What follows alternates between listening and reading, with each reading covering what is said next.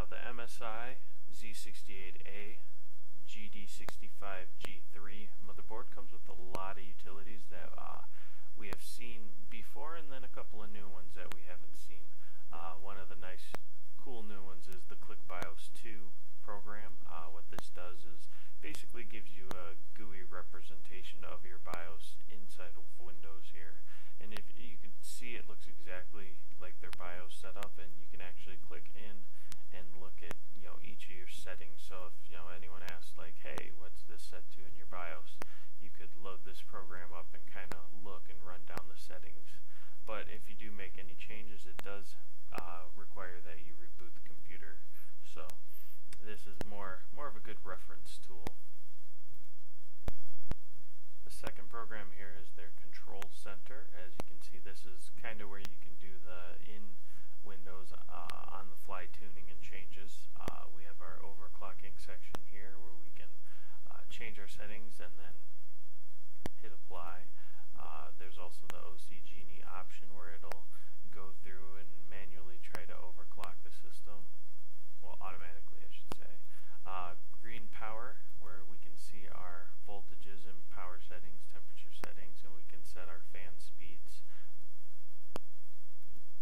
And then the LED, where we can actually toggle on and off the phase mode for the LEDs on the motherboard. There's the Audio Genii software, which allows you to fine-tune your audio settings. You can change your speaker type, the audio quality. You can change the different preset modes that they have here, and then toggle the specific THX settings with the True Sound PC software that was included. Here we have the Teaming Genii software, which if you have multiple NIC cards in the system, it will load balance them all. It'll also, if one fails, reroute the traffic to the correct NIC card. This is something that a more extreme user server system would be using. Your general user wouldn't be using this so much.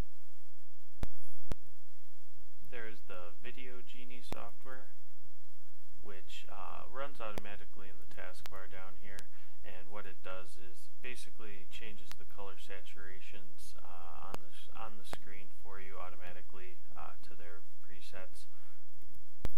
And then we have finally the Live Update 5 software, which allows us to see and then do updates. Now you can set this to automatic updating, where it'll keep track of everything for you. Manual updating, it'll keep track of your history, and then you can change your frequency and settings.